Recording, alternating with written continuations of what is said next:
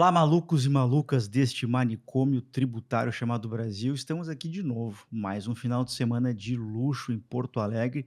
E nesse final de semana foi mais especial ainda porque eu estava aqui para lançar o meu mais novo livro, Cartas a um Jovem Gestor Tributário. Sessão de autógrafos lotada ontem à noite, numa sexta-feira.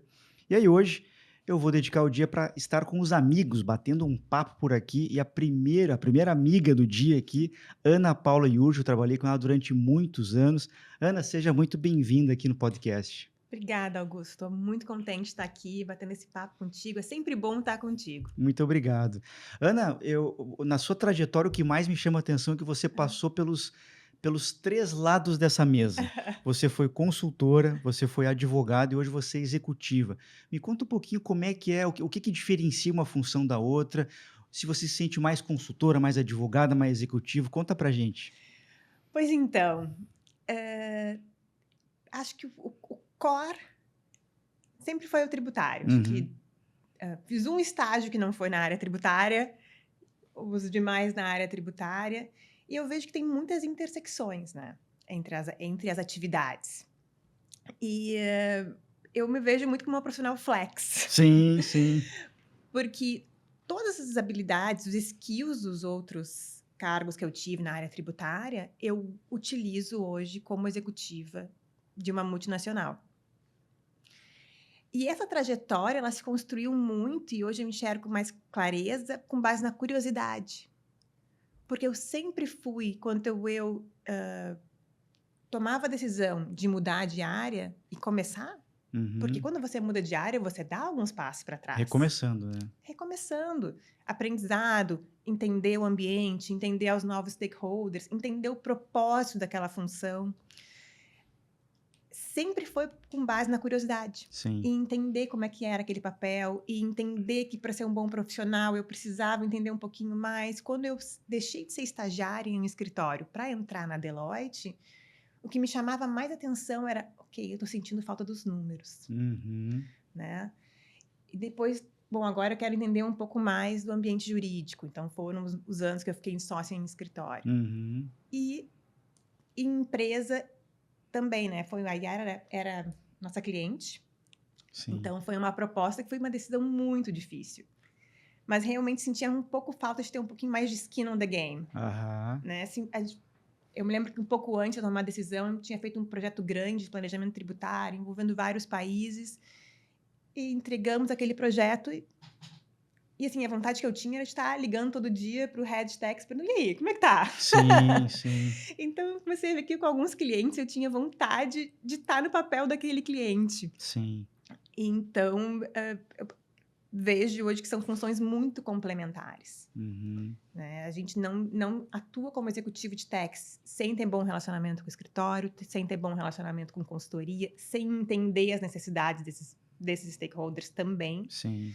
E eu também tive em um outro lugar, que é bem diferente do que a gente tem, nos nossos colegas heads de tax, Aham. eu fiquei também no conselho tributário da Fiergs, Lembro disso. lembra? Lembro. E esse período também foi um grande período onde tive muita interação com os órgãos públicos. Uhum. E conheci pessoas, sim, de extrema competência e aprendi um pouco também como funciona essa questão do pleito, né, das necessidades do setor.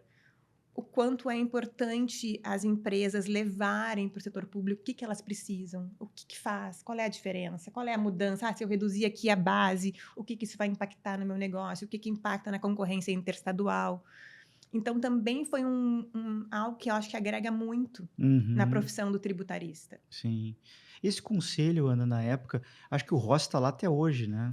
Eu tive Sim. almoçando com o Ross esses dias e com o Alexandre, nosso colega Alexandre, e ele disse que está lá até hoje. O conselho, ele é um colegiado técnico ou um colegiado que exerce uma função mais de public affairs ali? Não, eu era assessora do conselho, né, depois Uhum. eu virei conselheira, Aham. mas inicialmente eu era assessora do conselho.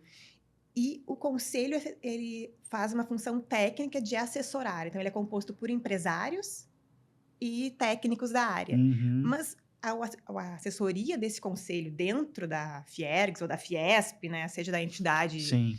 de cada estado, é esse grupo de pessoas, sim, que aí que leva ao poder público, que escreve para projetos de lei, para Uhum. melhorias, Sim, né, em diversos setores, não só no tributário, em infraestrutura, sim. né, óleo e gás.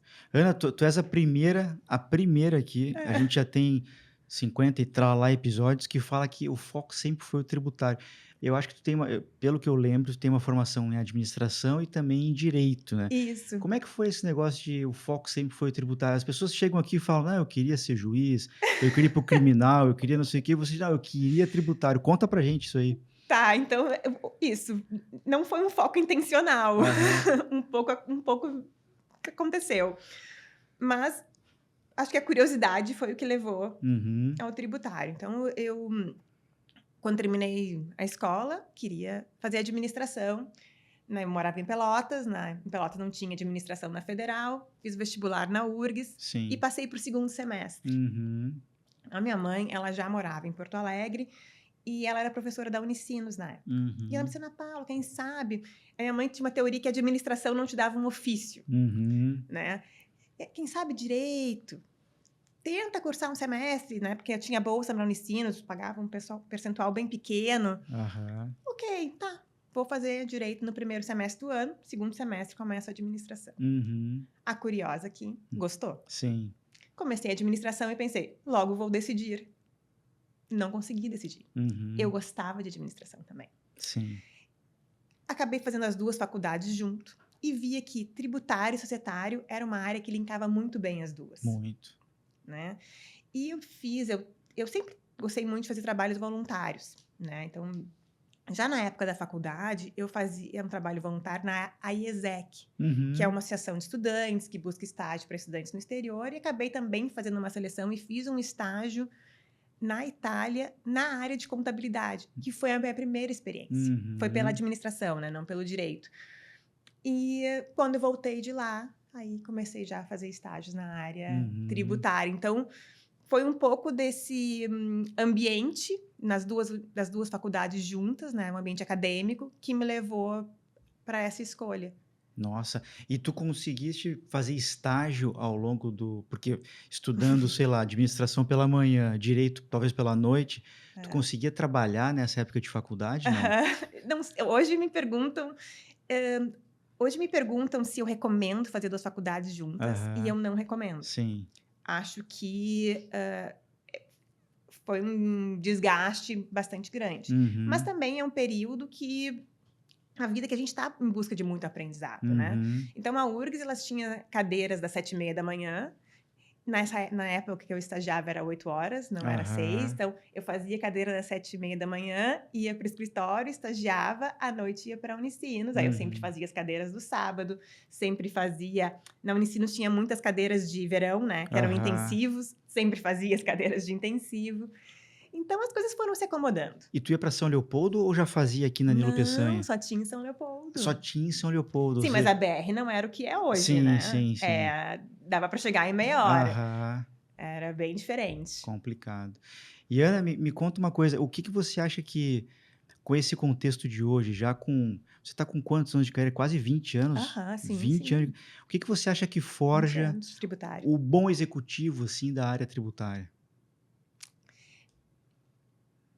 Eu vejo que, tem vários bons executivos da área tributária, com perfis muito diferentes. Muito legal. Mas eu acho que o entendimento do negócio e as prioridades da empresa naquele momento são, fundamentais, né. Então, a empresa, ela são cíclicas, né, ainda mais o mercado, para muitos setores, ainda mais no agro, ele é bastante cíclico. Uhum. Então, sempre está muito alinhado com o que que a empresa precisa para este momento. Sim.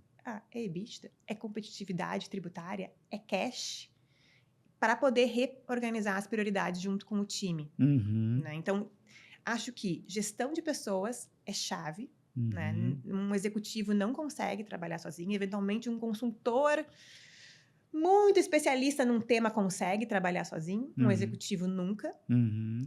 E não só e gestão de stakeholders, que também são pessoas, Sim. né. Então acho que o relacionamento, né, entender as pessoas, ouvir o que que é importante, tanto para o time como para o stakeholder, não eu acho que são requisitos fundamentais. E acho que outro entender que o consultor, a administração pública, o advogado e a empresa, o executivo do tributário, eles estão todos nesse ecossistema e todos têm a intenção de fazer ele melhor, Uhum. né? Então, eu também vejo que muitas empresas, às vezes, não vou levar isso para o órgão público.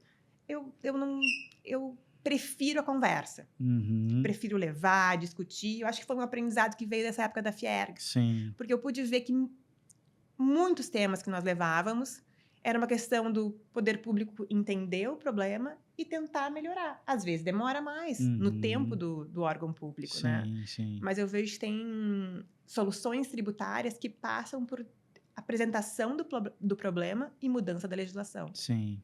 E esse colegiado lá sempre foi um colegiado plural que envolvia consultores, executivos, empresários também, Sim, representantes dos sindicatos patronais, é isso? exatamente, Uhum. exatamente. Muito legal. É uma função tipo da Fiesp. A Fiesp faz muito isso, faz muito bem há muitos anos, né? Não, o modelo é similar Sim, nas proporções de cada uma, né? sim, sim. Ana, qual é o tipo de profissional que funciona e o que não funciona trabalhando contigo? Que funciona ou que não funciona.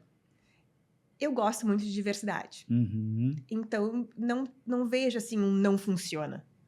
Né? Eu acho que é uma questão de entender. Claro, a pessoa não está disposta a aprender. A pessoa não está disposta a interagir com outras pessoas. Bom, não funciona. Sim, Mas, é mais introspectivo. É mais falante. Eu vejo que as pessoas têm características diferentes uhum, e juntar elas no mesmo time agrega, uhum, né? Porque então eu não vejo assim, faço uma entrevista, não, esse profissional tem essa característica, não dá. sim, Então eu gosto, a gente tem um time bem diverso, de pessoas com skills diferentes e formas de pensar diferentes, que geram debates não sempre fáceis, sim, mas que agregam muito para o negócio e agregam no conhecimento do time também. sim,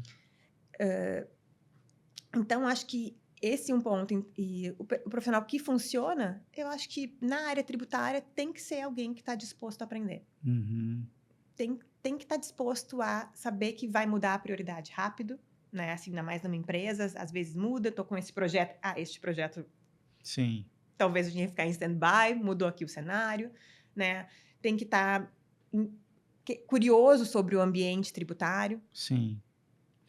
Quando a gente fala em diversidade, a diversidade é um mundo, né? E essa diversidade que você comenta, ela já chegou na questão da formação acadêmica ou a sua área tributária ainda é 95% contadores e advogados? Você já tem ali um matemático, um estatístico, um engenheiro trabalhando no meio da moçada, não? Boa pergunta. Não, Hum, não no time tributário. uhum, Então, mas nós usamos muitos times de tecnologia, de data, mas no time tributário ainda continuamos muito no básico uhum, do que a gente conhece hoje. sim.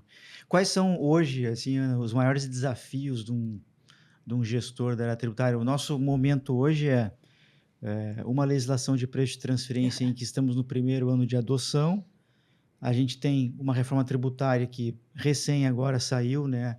A regulamentação, as primeiras leis complementares, vem muita coisa pela frente. Mas, para além disso, quais são os grandes desafios de um gestor sentado na cadeira de tributária de uma empresa? Nossa, olha, esse ano os desafios estão enormes Sim, mesmo. sim. Eu acho que ele é um ano atípico, né? Acho que a área tributária sempre teve muitos desafios, mas para uma multinacional, que, como você falou, está no primeiro ano de implementação do preço de transferência. Isso. Que é good news? É good news. Mas não quer dizer que é fácil. Não. E estamos com poucas respostas ainda, né? Então, tem muitas dúvidas, poucas respostas na legislação, com as consultorias. Então, temos um gap aqui de conhecimento no Brasil e que estamos todos correndo atrás. Tem a reforma tributária, que, como eu disse, é o momento da gente aprofundar, discutir, para se precisar melhorar alguma coisa, é agora, Uhum. né? Senão, porque ninguém quer aumentar litígio, né? Então, a gente precisa trabalhar aqui e ver os impactos para a empresa e os impactos para o país também. Sim. E não só, se não bastasse esse cenário complexo de mudança, também eu acho que vale comentar aqui, que imagino pelo vários executivos estão na mesma situação, tem 2 sistemas tributários, né, operacionais, sistema, quando eu digo sistema, e às vezes para quem é consultor, é de escritório, fica muito no mundo da Sim. ideia, mas sem sistema tributário, né. A empresa não vive sistema operacional, SAP, Uhum. Oracle e outros. Tem 2 ferramentas que assessoram esses sistemas que elas terminam a vigência em 2025. Uhum. Então, além dos projetos técnicos tributários, a área tributária de N empresas no Brasil está precisando mudar o seu sistema. 2 Uhum. sistemas importantes, né? Um que é um acessório para a emissão de obrigações acessórias Uhum. e o outro que é para a emissão de notas fiscais. Uhum. Então, eu vejo que o time é o mesmo. Sim. Né? É difícil conseguir headcounts adicionais e mesmo os headcounts adicionais não até entrarem no ambiente da empresa e entenderem, Uhum. demora.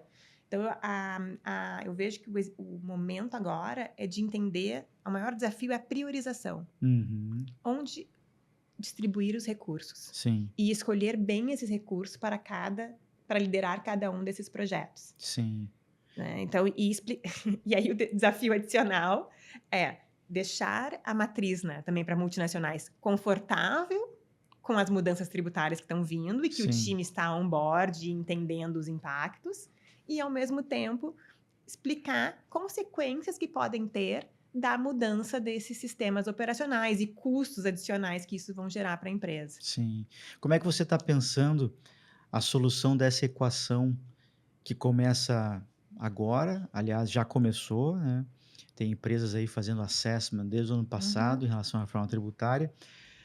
A gente tem uma transição, uma pré-transição até 2026, depois a gente tem uma transição até 2033 e depois a gente tem né, o admirável mundo novo, não sei se eu posso chamar assim, né? Gosto. Como é que você está pensando em resolver essa equação? Em algum momento você vai buscar um outsourcing, você vai internalizar essa galera, você vai pedir apoio de consultorias, você já pensou como resolver essa equação? Eu não acho que tem uma resposta pronta e Isso. nem correta nem errada, acho que cada Uhum. cultura, né? Mas como você está pensando em resolver isso? Nós estamos com o projeto ongoing, definição. Então, Uhum, não tem portas fechadas, né? uhum, Acho que talvez um outsourcing para algumas coisas possa funcionar, sim, né? Tipo, por um período curto, uhum, simplesmente para entender um pouco.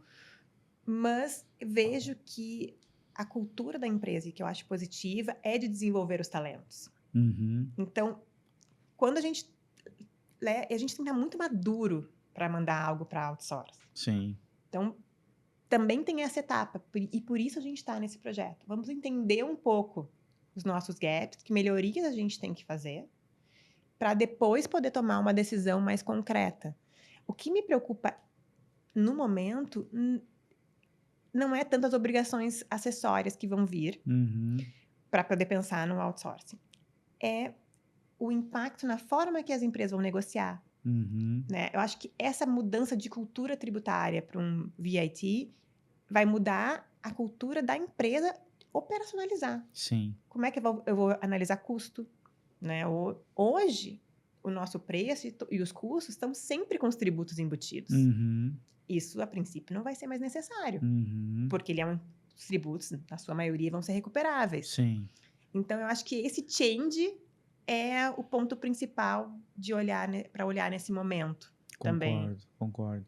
E concordo também com a tua visão, achei muito legal você comentar que o próprio processo de terceirização, ele não é uma solução em si mesmo, né, porque se você não está maduro para aquele É. processo, você está terceirizando um problema, é isso que está acontecendo, né.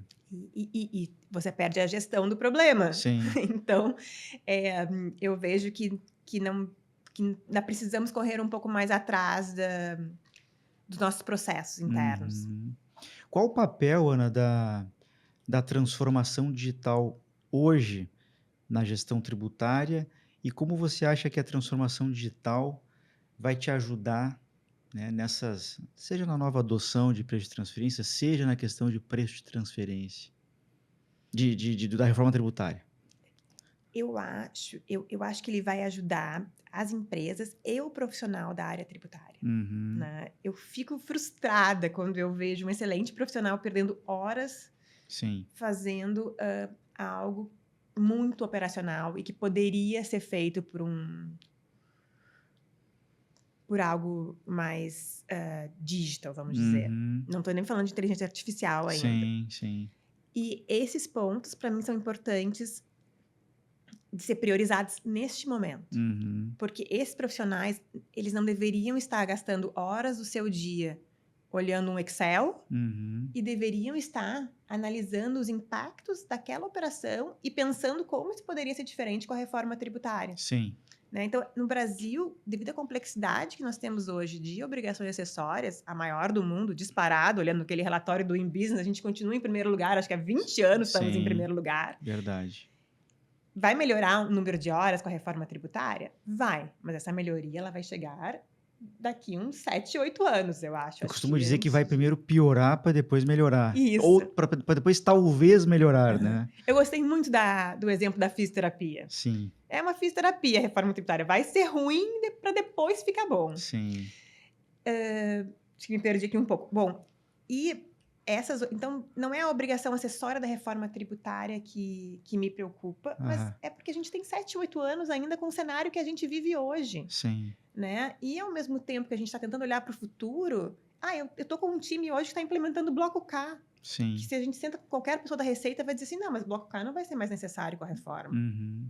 Mas a legislação continua vigente, podemos prorrogar então. Então acho que são temas que são importantes de discutir. E se a gente tivesse um sistema mais simples, que é o que vai ser, Uhum. acho que a tecnologia agregaria ainda mais. Sim. Eu tive com o Bernard aqui, né, aqui maneira de dizer, né, ele Aham. estava em São Paulo lá comigo, e ele comentava que, na opinião dele, a nota fiscal eletrônica é a obrigação que você deveria, entre aspas, entregar, né, no caso emitir, né. E eu recebi também nos nossos estúdios, na época de Curitiba, um funcionário de carreira da Secretaria de Fazenda, meu querido amigo Francisco Inocêncio, e ele dizia que a mesma coisa, não precisa de mais nada além da nota fiscal eletrônica. A grande frustração que eu acho que o executivo de tributos tem hoje é ter que preencher várias vezes a mesma informação, Uhum. que vem de diversos sistemas diferentes, que muitas vezes existem problemas de de você dar consistência ao número 100 de um lado, 102 do outro. Essa divergência gera uma questão que você tem que defender, né. Então, eu, por exemplo, tenho uma opinião que a reforma tributária poderia ter começado com um grande pente fino, uma grande análise crítica das obrigações Ah, acessórias. A partir do momento que a gente vencesse esses grandes vícios que a gente tem ali, quer dizer, CTF, SPED contribuições, ECF, etc. Aí sim a gente poderia partir uhum. para um modelo. Se você tivesse a caneta, Ana, na mão, você é o Bernard, o que que você faria? Por onde você começaria a sua reforma tributária? É, eu tô na mesma página que você. A minha caneta eu também usaria nas obrigações acessórias. Uhum, Eh, eu tenho certeza que não são todas olhadas, uhum, né, e isso é, dinheiro, né, investimento que poderia estar indo para um outro local.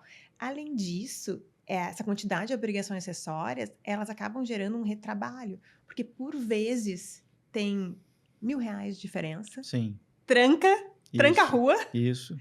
Nem né. CND você emite, né? Exatamente, tranca a rua de uma forma, então começa essa conversa, então isso vão horas e semanas de discussões, às vezes porque 2 obrigações acessórias, o sistema da Receita puxou de forma diferente, porque tinha uma retificadora, essa complexidade não faz sentido. Então, esse sonho do Bernard Api é o meu sonho também, Aham.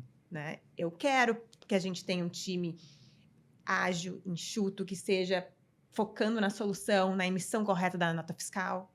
E não tendo que estar discutindo com a Receita por chat probleminhas de obrigação acessória para poder ter uma CND, que é a habilitação para operar, né. Eu sempre quando eu analiso esse essa quan quan eu participo de fóruns para discutir isso aí, frequentemente, a grande pergunta que fica no ar é quem ganha com essa complexidade, né? E eu já vi muita gente falando que os advogados ganham com isso, que os executivos de techs ganham porque mantêm ali seus empregos por 50, por 100 anos, os consultores ganham com isso. No final do dia, a minha sensação é que ninguém ganha com isso, né? Nem consultores, nem advogados. Eu tenho a oportunidade de acompanhar projetos globais que acontecem, né, no âmbito do grupo onde eu trabalho, e eu percebo que nos outros países os projetos feitos pelas consultorias eles têm muito mais valor agregado. Aham. E quando a gente analisa, sei lá, o faturamento das Big Four, por exemplo, nos Estados Unidos, que nem VAT tem, e na Europa, onde é mais simples, né, são muito maiores. Ou seja, eh, ninguém parou para pensar que se o Brasil é tão complexo, por que que a gente fatura menos? Por que que a gente tem menos relevância nas Big Four comparado com a Europa e com os Estados Unidos? É porque lá se faz serviços muito com valor Uhum. muito mais agregado, né? Você concorda com essa opinião ou você acha que realmente a gente caiu numa armadilha em que tem muita gente ganhando com isso e a gente não consegue sair disso? Eu concordo que ninguém ganha, Uhum. principalmente porque a insegurança jurídica tira investimentos do Brasil. Sim, Então nós teríamos, muito mais capital circulando e muito mais negócios, né. Até quando vejo verdade. pela Yara, bom, nós concorremos quando a gente tem um projeto de investimento no Brasil, nós concorremos com N outros países, eu não E estou concorrendo com o Brasil, eu exato. estou concorrendo num pool de outros projetos. Uhum. E o Brasil sempre tem um risco maior tributário, uma carga tributária maior, não só tributário, mas de cenário jurídico mesmo. Então, a Uhum. insegurança jurídica do Brasil, que nem o passado é garantido, Sim, afasta investimentos. sim. A reforma, ela tem um potencial grande de simplificação. Uhum. Eu gosto da ideia de que eu acho que a gente está caminhando para frente. Uhum. Mas eu tenho receio que o profissional tributário, ele precisa mudar o mindset. Ele Uhum. precisa ir para o mindset do profissional europeu. Uhum. Agregar valor. Sim. Agregar valor nas discussões de preço de transferência, agregar valor na cadeia Uhum. global e não ficar procurando o erro após a vírgula na legislação para poder criar uma tese tributária. Sim. Então, às vezes, quando eu estou discutindo os textos da reforma e por vezes algum colega diz: "Ah, mas olha aqui", já pensando na próxima tese do século, isso eu penso: "Ai, nós precisamos, assim, chamar um profissional de change para os profissionais da reforma da área tributária para poder Sim. mudar o mindset para, de fato", e isso não é só para área privada, para área pública também. Uhum. Para, de fato, nós podermos ter essas conversas, para, de fato, o programa Confia, por exemplo, funcionar. Sim. Foi aberto para o país inteiro. Tiveram 30 adesões. Sim. Será que o contribuinte confia para entrar num programa chamado Confia? Uhum. Então, eu acho que a mudança do profissional de techs vai ser um grande diferencial para essa reforma funcionar. E eu Uhum. não sei se a gente está conseguindo trabalhar isso. Sim. Eu também tenho bastante dúvida quando se discute, por exemplo, incentivos fiscais. Uhum. Eu tenho uma opinião muito particular, né, que incentivo fiscal sempre foi nesse país uma grande muleta para governos estaduais que Sim. não fizeram o dever de casa na infraestrutura, Uhum. na educação e tudo mais. Então eu te dou um incentivo para que você ponha a Uhum. sua fábrica aqui, já que a minha estrada é horrorosa, Sim. já que eu não tenho escola decente, então vem para cá porque pelo menos um crédito presumido você vai ganhar. Você é a favor ou contra os incentivos fiscais de uma maneira, assim, conceitual? Ai, que pergunta difícil.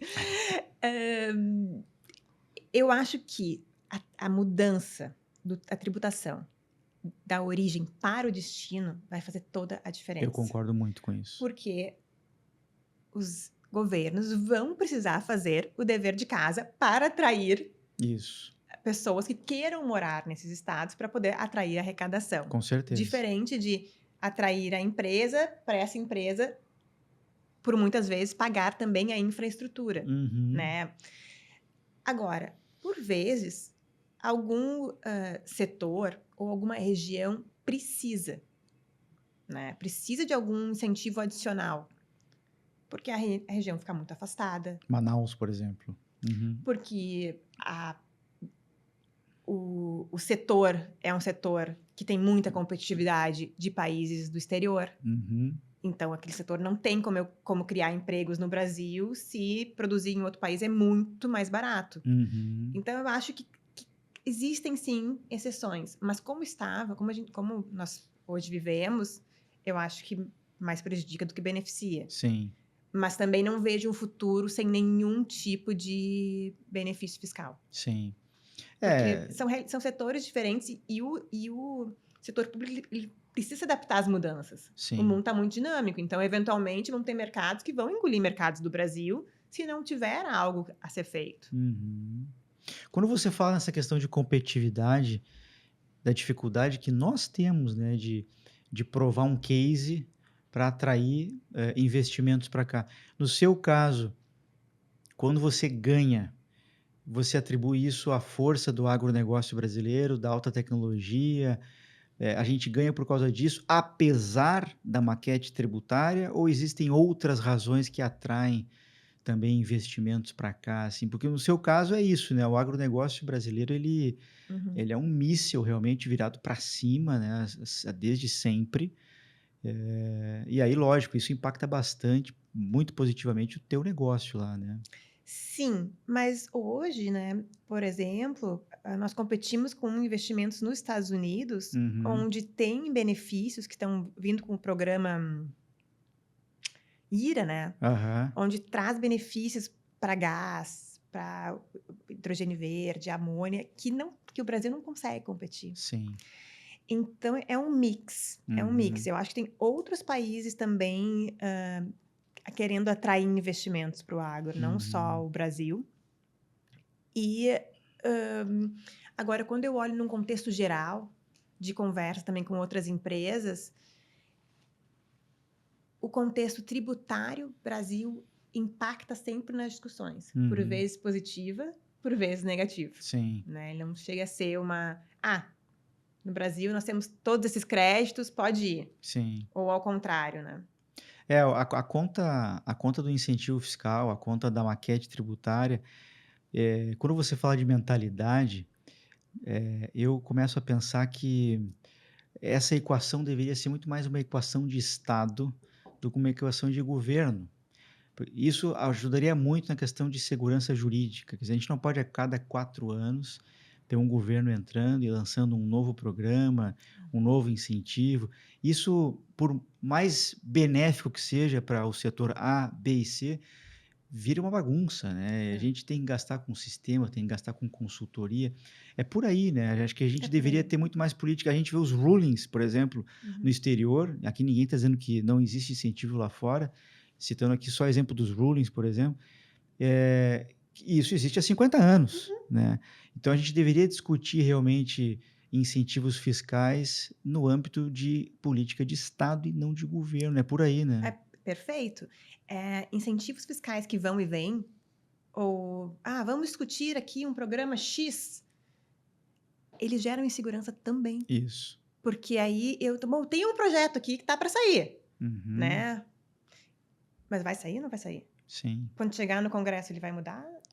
Por quanto tempo ele vai durar? E a reforma tributária com esse então, ele também gera muitas conversas e explicações, né. Sim, sim, E sim. cada vez que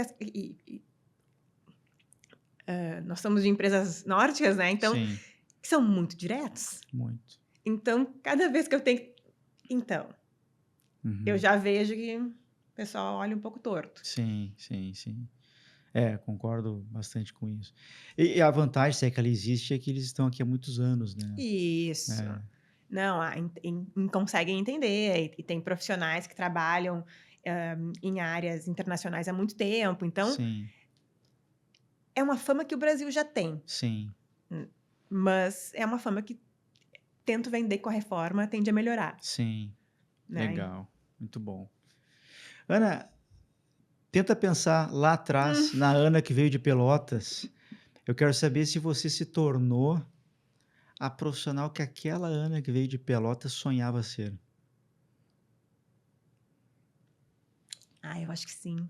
É. Acho que sim. Eu sou, Eu gosto muito da minha rede profissional, né, Uhum, porque eu sou uma pessoa eu gosto de gente. uhum, Então eu gosto de estar com pessoas. Então, e quando eu olho para trás e vejo vamos dizer assim, esse grupo de amigos, né, são pessoas que eu conto profissionalmente, viraram amigos meus, né, então me sinto muito satisfeita em poder trabalhar onde eu trabalho hoje e ter a rede que eu tenho também de trocas. uhum. Muito bom. E falando nisso até de rede, eu te vejo participar, por vezes até liderar discussões no sentido do protagonismo das mulheres, né, do feminismo nas cadeiras executivas. Fala um pouco sobre essas iniciativas, onde você Uhum. participa e o que as empresas poderiam fazer além de políticas assim positivas nessa direção. Tá. Vamos por partes. Vamos. Eu sei que você adora esse assunto e eu acho que a gente pode aprender muito contigo.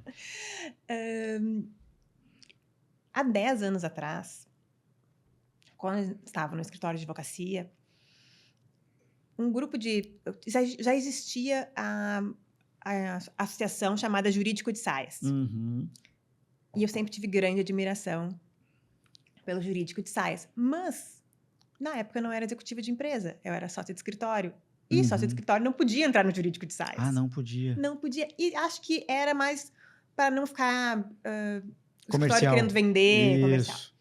Mas assim, as sócias de escritório também tinham necessidade dessas trocas num Sim. grupo e de entender o mercado. Então, tem um livro chamado Lean In, da Sheryl Sandberg, Uhum, que foi um divisor de águas.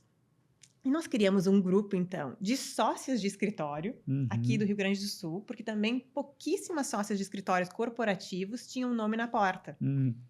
E que nós começamos, então, a fazer um programa que a Sheryl Sandberg lançou na internet, que era de discussões, leituras e discussões. E Uhum, nós criamos o Advogadas Gaúchas. uhum, Mas mesmo assim, a gente achava que a questão da liderança feminina, 10 anos atrás, Augusto, ninguém falava mais. uhum. Ainda, ninguém falava ainda. Mais ainda, É, exato. isso. Se falou uma época, Aham. né? Aí, as feministas, e aí parou. Há Uhum. 10 anos atrás, poucas pessoas falavam. Então, Sim. a gente entendeu que a gente precisava se juntar com o jurídico de saias também. Uhum, Então, criamos um grupo, começamos a fazer eventos. E nesse grupo, duas de escritório, duas de empresa, a gente pensou, o que podia melhorar a nossa vida uhum. nesses anos todos, porque nenhuma de nós tinha tido chefe mulher. Eu, inclusive, a minha primeira chefe mulher faz 2 anos que eu tenho. Olha só. Aham. Então, o que poderia ter melhorado na nossa vida? Uma mentoria. Também há 10 anos atrás não se falava tanto em mentoria. Uhum. Se eu tivesse uma mentora, Sim. ah, e aí bom, vamos ser mentoras então. E Uhum, criamos então, advogadas de empresa e advogadas de escritório, um programa chamado Women in Law Mentoring. No uhum, primeiro ano, há 10 anos atrás, nós convidamos cada uma mais uma, então viramos 8 fundadoras. uhum. Há 10 anos atrás, cada uma chamava uma do seu escritório, da sua empresa e fazia um mentoring. Eu fazia o mentoring, até peguei alguém da Deloitte também, fazia o mentoring da Aham. Deloitte, a outra fazia o mentoring de tal escritório, e foi o primeiro ano. Bom, esse ano nós vamos iniciar o 9º ciclo de mentoria. Olha só, Ano passado foram 62 mentoras, 62 mentoradas. que legal. E o que eu vejo é que esse ambiente de segurança e trocas ajuda. Uhum, Existem ambientes profissionais hoje, e muitas políticas de empresa que mudaram muito o contexto, mas o que se percebia muito os homens faziam muito networking no futebol, no happy uhum, hour, e as mulheres não tinham esses grupos. uhum, Como eram menos mulheres, talvez em cargos de liderança, elas não tinham esses ambientes de troca. O uhum. pessoal, vamos marcar um futebol, e ali saíam negócios. Sim. E as mulheres não estavam nesses ambientes. Uhum, Então, foi importante criar ambientes para essas mulheres terem trocas de networking, né, de fazer contatos, amizades e que no fim geram novos negócios. Então, até vou fazer um jabá, por convido favor, todo mundo a conhecer por favor. o Women in Law Mentoring. É aberto para homens, mulheres, de qualquer profissão. Então, a mentoria hoje ela é um dos pilares, mas A gente tem grupo de discussão racial também, porque é um ponto muito importante da diversidade. Nós temos grupos de soft skills, grupos técnicos na área do direito, na área de gestão e tecnologia. Uhum. Então, hoje virou um grupo de networking. Temos Uhum. associados homens e temos associados que não são da área do direito. Uhum. Então, ficou um grupo mas todos com o propósito de ampliar a liderança feminina. Isso é chave. Sim, sim. O que as empresas podem fazer? Eu acho que ouvir mais. Uhum. Ainda, eu acho que o awareness é a principal peça. Esses dias estava numa reunião e ouvi ainda um colega falar de outra colega, não, mas a fulana traz um toque feminino ao grupo. Uhum. Ou seja, bom, eu não preciso dizer que eu fiquei indignada. Sim. A pessoa não teve intenção de falar, mas Uhum. o bias Sim. dela demonstra que ainda acha que existe um toque feminino agrega, Uhum. né? E o que significa toque feminino, não vou nem entrar. Exato, Não vou nem exato. entrar nesse mérito. Mas então, e isso para questões raciais também acontece muito. Uhum. Então, treinamento, a empresa oferecer treinamento é importante, mas ela precisa, os líderes precisam walk the talk, Sim. né? Eles precisam fazer o treinamento, precisam seguir o treinamento também. Uhum. E qual é o papel da empresa? Verificar se isso está acontecendo. Sim. Né? Então, eu vejo que as empresas, às vezes, entregam o programa de diversidade, está entregue, Sim. mas não basta. Check the box. Uhum. Sim. Não, eu tenho um programa de diversidade, tem, mas quantas líderes mulheres isso tem? Uhum. Então, acho que e faz diferença. As pesquisas mostram já que Sim. boards mais diversos, que empresas mais diversas têm um faturamento maior. Sim, com certeza. Você acha que em que medida poderia ajudar se uma Fiergs, uma Federação empunhasse também essa bandeira e criasse programas ali? Porque ali é o canal de comunicação com o empresário, com o investidor, né? Você acha que eh, uma iniciativa dessas ali encontraria eco? Não sei se já não tem algo em andamento também, né? Eu acho que seria excelente, Uhum. mas eu tenho dificuldade de ver ser uma prioridade. Uhum. Né? Sim. Então, ainda tem bastante trabalho para fazer, ainda tem esses 10 anos de jovens advogadas, vamos dizer, de futura líderes, que precisam estar C mais acima Uhum. na cadeia corporativa para começar a fazer a mudança, né? Uhum. Então, hoje, quando a gente entra num ambiente de entidade, ainda majoritariamente homens, devem ter 10%, 15% mulheres. Sim, Então, isso não vai ser prioridade. sim. É. Muito legal. Eu acho que isso é super importante, é um assunto que tem que estar na pauta aí, né, das empresas e eu concordo também que isso não é um assunto de RH. Tanto quanto gestão de pessoas não é um assunto do Uhum. RH. A gente tem que ser muito mais protagonista com isso. O que que você está fazendo na sua área, né? O que que você está fazendo nos projetos que você participa, né? Então, eu concordo contigo, a gente precisa ter ações um pouco mais afirmativas É. nessa direção, né? Ana, tu falaste agora há pouco sobre a questão da ser uma entusiasta, né, da adoção das novas regras de preço de transferência da OCDE. Qual a importância disso no nosso ambiente de negócios brasileiro? Eu acho que ele nos coloca mais no centro do jogo, Uhum. né? Porque quando se discutia preço de transferência sem estarmos nas regras da OCDE, eu sempre tinha que. Mas, Sim, sim. agora, aqui pode ser que a gente precise fazer uma adição, Uhum. porque elas eram regras que só os profissionais do Brasil conheciam, Uhum.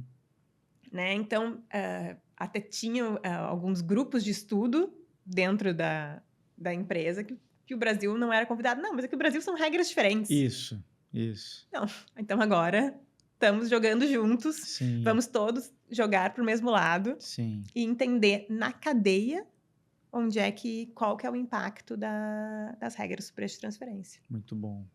Eu acho que isso aí combinado com a própria reforma tributária também torna a direção dos investimentos, quando a gente faz análise de funções, Uhum. riscos e ativos, esse jogo de war dos investimentos ele passa a ser muito mais propósito negocial do que drivado por Certo. incentivos, né? Exatamente. Eu acho que para o profissional tributário de multinacional, melhorou bastante a vida, Sim, né. sim. Melhora também a reforma, como você está dizendo, porque Uhum.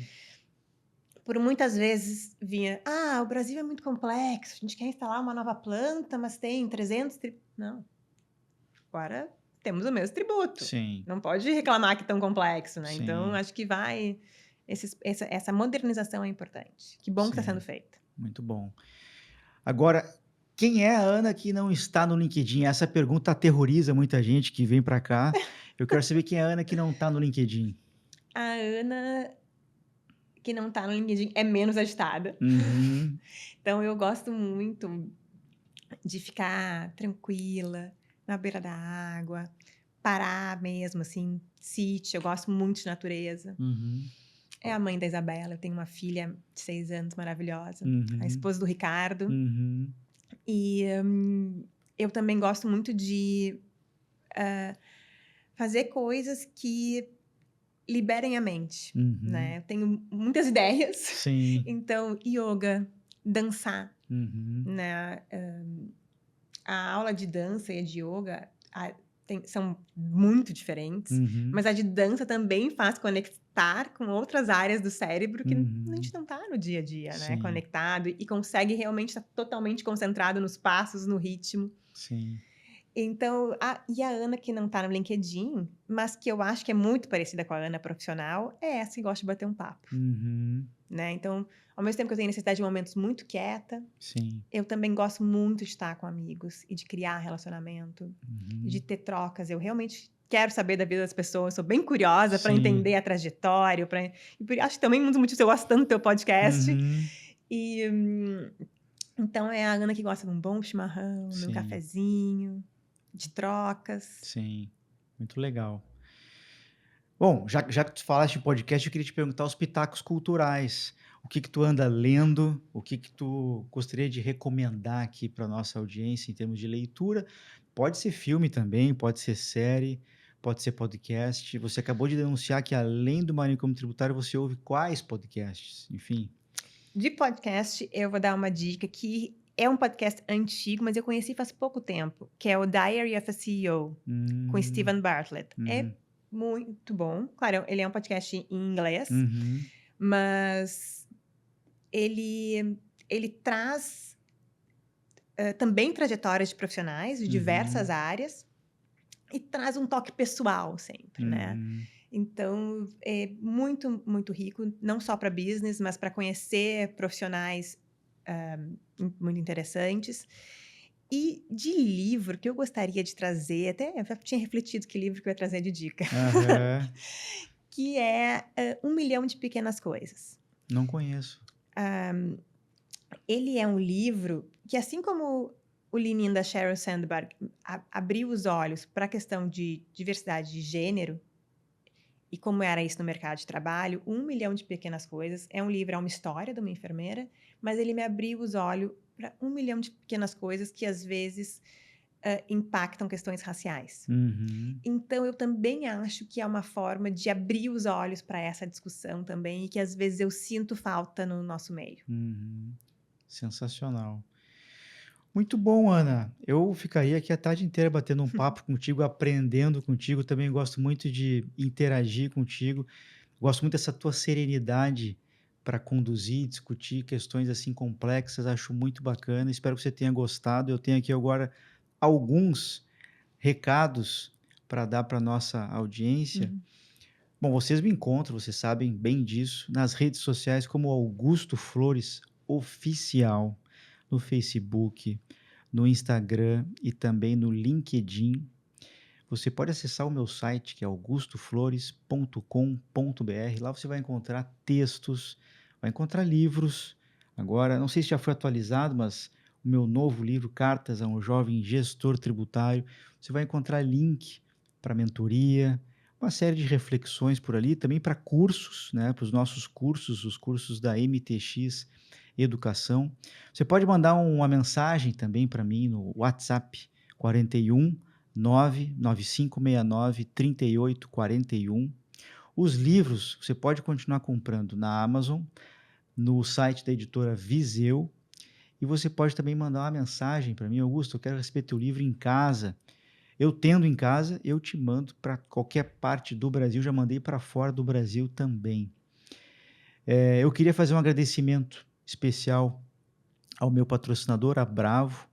A Bravo é uma Tex-Tech com mais de 10 anos de mercado, que atende cerca de 6.000 CNPJs e que está fazendo um trabalho muito bacana justamente na gestão da reforma tributária. Está todo mundo tentando resolver essa equação, não tem exatamente uma resposta certa, mas a Bravo, com bastante tecnologia embarcada, ela está conseguindo criar uma solução para esse período de pré-transição e transição.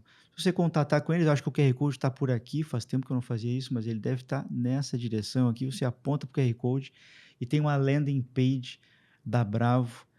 Vai lá o meu agradecimento. Eu queria colocar também para vocês o seguinte: eu estou promovendo um evento, cometendo a ousadia de promover um evento no dia 29 de junho em São Paulo, sábado inteiro, all inclusive, coffee break, almoço, coffee break, happy hour, com uma turma gigante lá em São Paulo. Aliás, na véspera tem sessão de autógrafos do meu livro, dia 28 de junho à noite, nós vamos ter sessão de autógrafos do livro. Eu te espero lá. Esse link para inscrição está rolando em WhatsApp, redes sociais. São vagas limitadíssimas. É o primeiro evento, eu não queria fazer um evento gigante, ele está vazio, então eu quis errar pequeno. Então, tem ali umas vagas limitadíssimas. Você pode adquirir o ingresso. Ali a gente vai ter várias discussões sobre diversidade, inclusão, gestão tributária no varejo, gestão tributária das techs, gestão tributária de multinacionais. A gente vai ter uma palestra muito especial do meu amigo Daniel Mascarenhas. Ele vai falar sobre sanidade mental. Ele que também lançou um livro recentemente. Meu querido amigo Daniel Mascarenhas.